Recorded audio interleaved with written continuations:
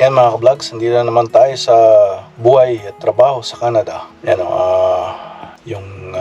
isa sa mga namin, tatlo na kami ngayon dito sa North BC. Nag-call in sick siya, so instead na mag out of town ako, kailangan ko mag-cover sa in-town sa mga schools. Yan, so andito ako sa high school, College Heights. Yan, at titignan natin yung 1105 error code ng machine. Yan. Katapos lang natin kumain, punta tayo ngayon dito sa tawag nito, sa elder senior citizens. Hindi nila alam kung paano maglagay ng waste donor box, so yan, ituro natin. Hopefully next time sila na maglalagay. So update lang pala, nanonood ako habang lunch yung sa GoPro 12 Black. Sabi nila improvement nga daw ng battery life, pero yung pala inalis nila yung GPS, so mag-improve talaga yung battery life kasi walang GPS. Tsaka nilagyan lang nila ng HDR, which is a firmware update sa same lang yan, same camera ng Hero 12 but walang GPS. Tsaka updated lang with HDR. Yan, so hopefully may mga ma-update ang Hero 12 na mailagay ang HDR, no? So once na mailagay ang HDR, it's a better camera than GoPro Hero 12 dahil may GPS na, may HDR pa. So yun lang ang kaibahan, Ayan. Yan mga ka-vlogs, Friday ulit. At tayo'y pupunta dito sa elder citizen mag-update ng firmware.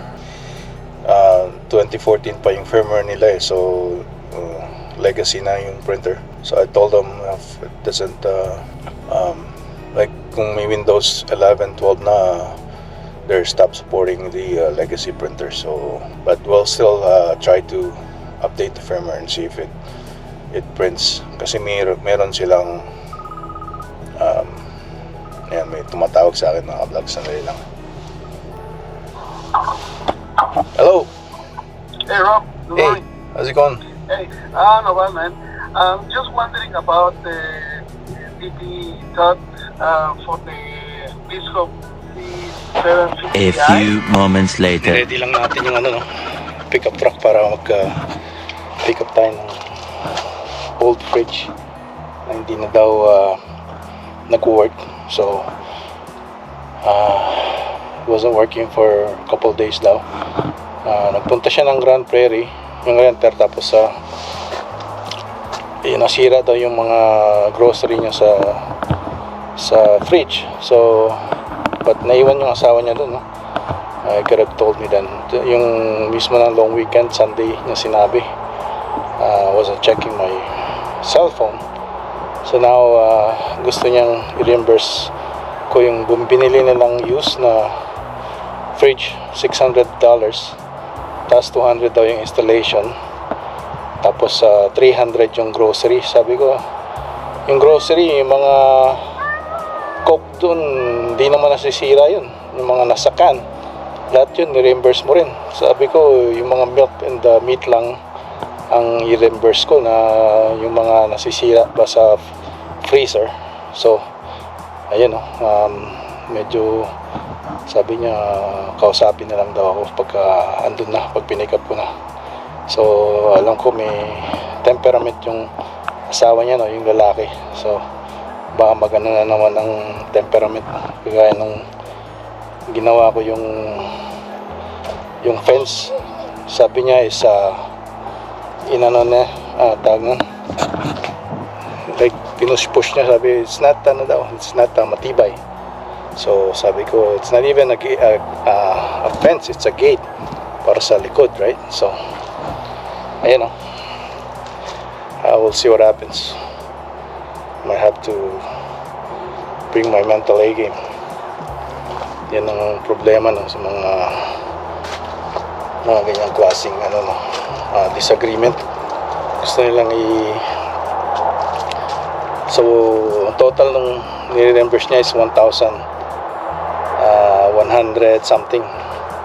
Sabi ko lahat-lahat 800 lang, kasi yung 300 na grocery Sabi ko 100 lang i-reimburse ko dyan, tapos yung 200 na installation 100 lang, kasi it's not even like yung mga brick in Home Depot, they deliver it installed, mga bagong fridge for $55, $60, right? Mostly 65. So it's a lot. Parang ginawa lang niya yung $200, no? So I don't even know, he's just probably pulling my leg, right? So yan, tin yung fridge na hindi daw nag-work, sabi ng renter. Ayun, no? So nung pag-pick up namin kanina, no, like magsusundo daw sila, so nakapark sila, tapos tamang-tama magsusundo, palis na sila. Nakasimangot, ano, so tinignan ko lang, parang no face, no. So ngayon na-pick up na namin. Pagdating ko rito, may text, sabi nila so what do we do about yung pera issue, right? Money issue. Sabi ko, what was I said on the email, yun yung na-decide ko, no? Kasi charge nila ako ng 1,100 for the 600 fridge, 200 for labor installation daw, nakuha lang nila sa KGG. So yan, 600, 800 plus yung 300 grocery, no? 8, 9, 10, 11 1,100, no? Tapos sabi niya, we're just gonna deduct it off the rent. Sabi ko, well, tinawagan ko. Sabi niya kasi, we're not arguing about this. Ganun, no? Sabi ko, tinawagan ko. Sabi ko, well, if that is the case, yeah, we could do that. But I'll give you 3 months notice. You guys can pack your things in December. No? Sabi niya, we are grown men, sabi ng asawa ng lalaki. Kasi yung lalaki sumagot. Yun yung nagbigay sa akin ng attitude nung inaayos ko yung fence nila, no? Sabi ko, gate yan, hindi yan bakod talaga. Kaya gumagalaw yan kasi may gulong. Yung kagaya sa kay Sir Inags na bakod na may gulong para mabuksan, para makapark yung RV or anything, right, na pwede mong i-open.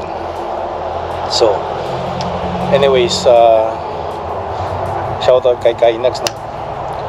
Pinanood ko yung vlog mo na yun gigibahin mo dahil sa balak mong gibahin ng bahay mo, yung something like that sa email, sa title mo, no? Pero ibig sabihin like gigibahin, like i-improve, right? Gagawing mansion. So you know, catchy ang title, but good job sa anghenyo. So anyways, balik tayo dun. Ayan na nga, at titignan ko kung maayos din sa assemble pala nila para gumasya dun sa ano, no, sa door. Tapos ito, alam ko ito, pagka sinarado yung pinto, dun mag-umpisa lumamig, right? Baka ito lang ang sira niyan Pero kasi may mga hinges na tinanggal sila, so I don't know kung pwede pang ibalik yung door, ano. So tapos ang daming dust dito inano ko ni air compressor ko, daming dust, tsaka yung mga balahibo ng aso nila ata at saka pusa, kaya siguro tumigil yung ano, no, heat. So anyways, ayun, no, so sabi ko na hanggang December na lang sila.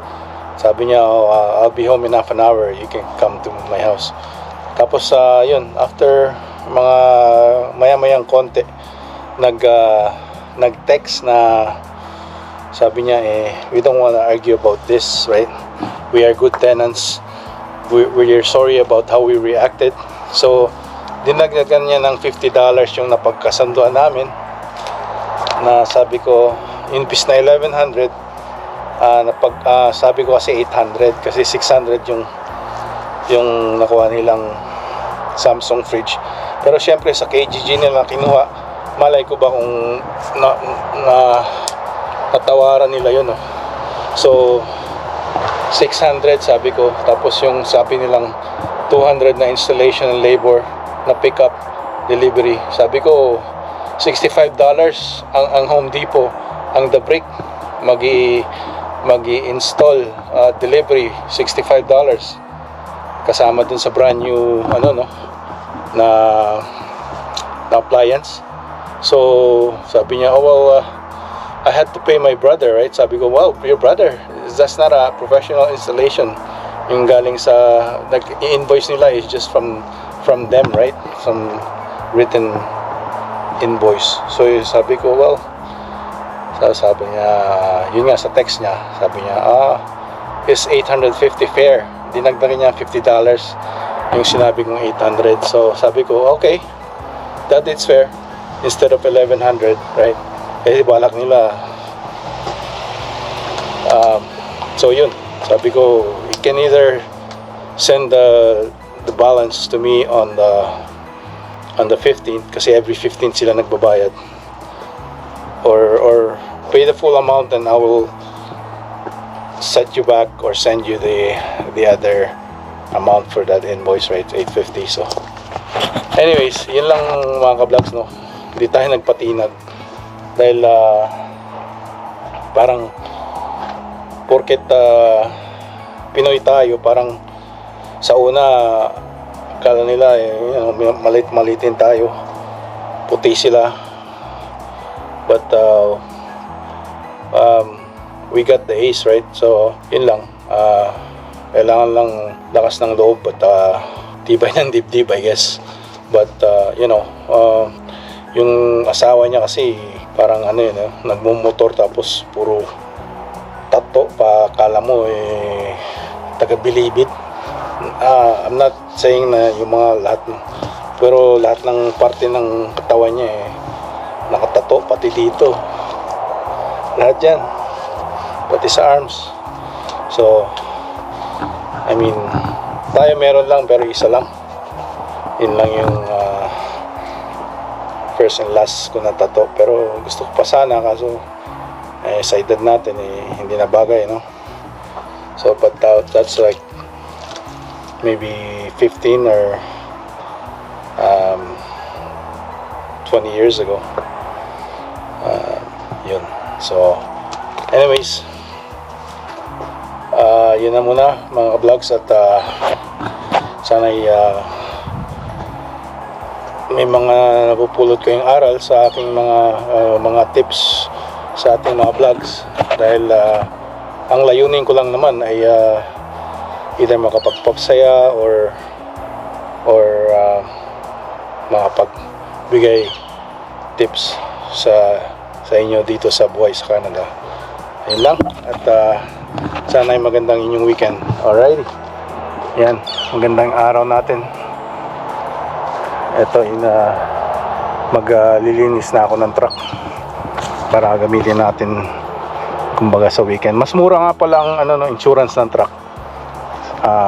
Babayaran ko lang yung about $55 a month, pero lang yun, third party liability, kasi commercial siya, di ba? Hindi ko na coverage. So sa mga magastos siya, pero mas murang insurance. So I don't know why. Sabi ko naman kasi pleasure use is not for business. So that's why. Alright? Okay mga ka-vlogs, have a good day, have a good afternoon, have a good evening. At don't forget to like, subscribe, and comment, and hit the notification bell para update kayo sa ating mga videos. Alright? Ayos.